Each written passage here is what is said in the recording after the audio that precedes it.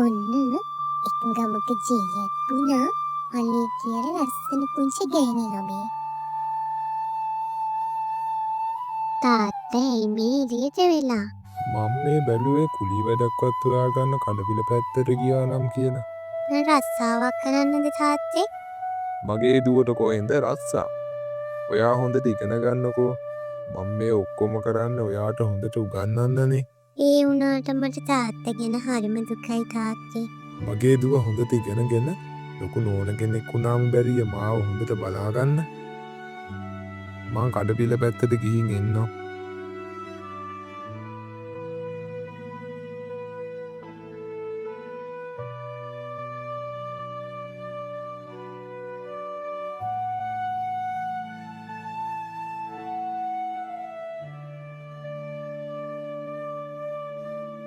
අන්න අර සුමන පාලේනවා.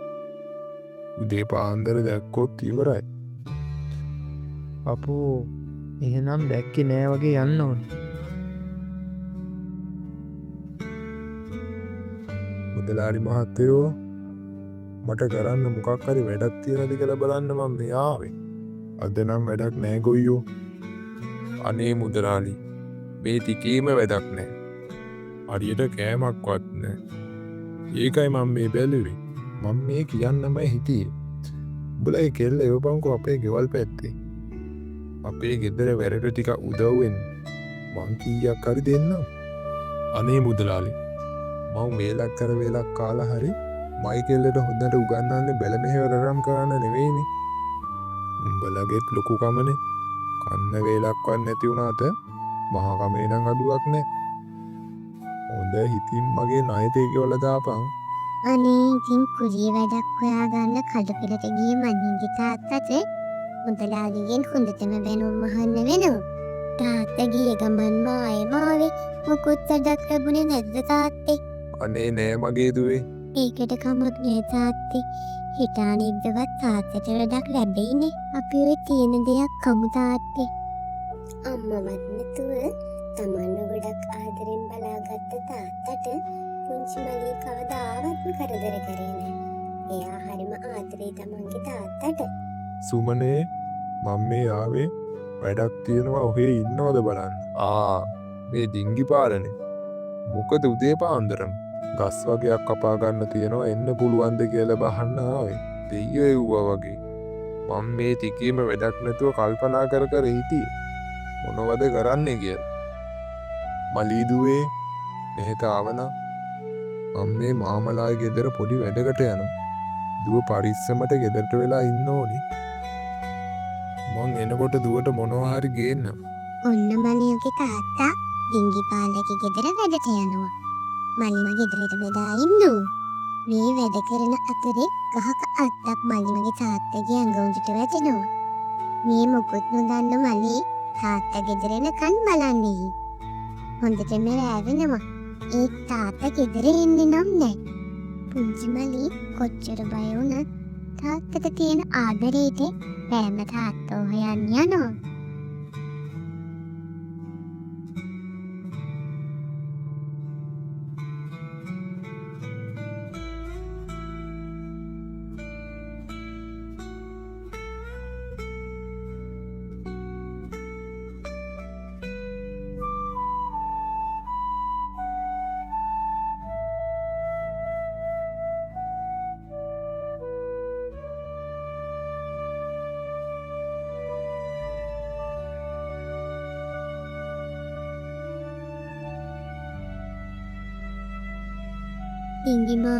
නිංගි මාමේ කෝ අපේ තාත්තා? මේ මලී කෙල්ලනේ. මොකද මේ රෑ ආවේ? මම මේ තාත්තව බලන්න ආවේ. කෝමාමි අපේ තාත්තා තාම ගෙදර ආවේ නෑනේ. මේ උඹලගේ තාත්තගේ ඇඟට පොඩි අතු කෑල්ලක් වැටුණා. මං බෙද ගෙදරට ගිහින් දැම්මා. අනේ මාමේ මගේ තාත්තා. පුංචි මලී කොච්චර බය වුණත් තාත්තට තියෙන ආදරේට රෑම තාත්තා හොයන්න යනවා. අනේ ඉතින් පුංචි මලී අඬ අඬම ගෙදරාලගේ ගෙදරට යනවා.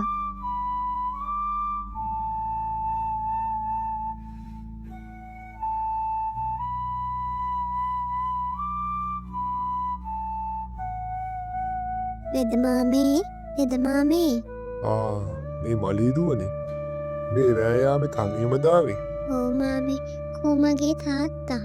පුංචි මලී සිද්ධ වුණු හැම දෙයක්ම වෙදමාවට කියවේ. වෙදමාමට පුංචි මලී ගැන හොඳටම දුක හිතෙනවා. ඉතින් වෙදමාම මලීගේ තාත්තට නොමිලේම වෙදකම් කරන්න පොරොන්දු වෙනවා. මේ විදිහට දින සති ගෙවිගෙන යන්නේ. ගෙදර කෑමට මුකුත්ම නැති නිසා මලී ගමේ කාගෙන් හරි කෑමටපත් ඉරලා ගන්න ගමේ ගෙවල් වලට යන්නේ.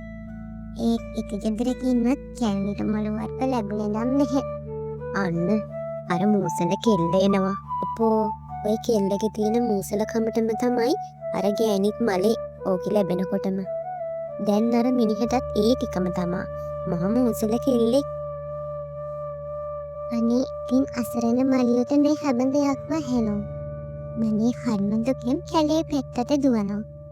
කැලේ ගහක් යට වෙලා හොඳටම අඬන මලීව දැකලා ක්‍රිෂ්ණ දෙවියෝ එතනට එනවා. ඔය දරුව මොකද මේ කැලේට වෙන අඬන්නේ? අනේ මන් නිසාද මගේ අම්මා මැරුණේ. මගේ තාත්තට මෙහෙම වුණේ. අනේ දෙවියනේ මන් දැන් මොකද කරන්නේ? මං ගෙදර ගියොත් තාත්තටත් මොනවා හරි වෙයිද? කවුද ඔය දරුවට එහෙම කිව්වේ? ඔය දරුවා හරිම හොඳ දරුවෙක්. ඔය දරුව තාත්තට ගොඩක් ආදරෙයිනේ. දැන් ගෙදර යන් හැම දේම හරියට. ඉතින් දෙවියෝ කියපු දේ අහලා මලී ගෙදර එනවා. මලී තාත්තයි කන්න මුකුත් නැති නිසා බඩකින්දම නින්දට යනවා. උදේ අවදි වෙන මලීට පුදුම දෙයක් තමයි දකින්නේ.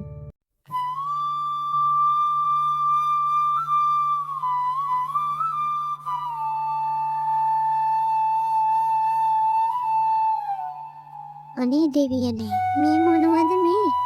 රන්කාසි කොහෙන්ද මේව මෙතනට ආවේ?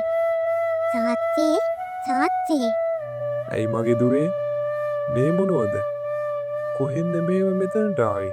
අනේ මන් දන්නේ තාත්තේ. දෙවි කෙනෙක්වත් අපේ දුක දැකලා අපිට පිහිට වුණාද? මලී තාත්තට කලින් දවසේ කැලේදී සිද්ධ වුණු හැම දෙයක්ම කියනවා. ඉතින් මේ විදිහට අසනීපෙන් හිටිය මලීගේ තාත්තටත් සනීපයිනේ. එයාලා රණකාසි විකුණන සතුටින් ජීවත් වෙනවා. මෙයාලා මේ විදිහට ගමේ හැමෝටම පුළුවන් විදිහට උදව් කරගෙන සතුටින් ජීවත් වෙනවා.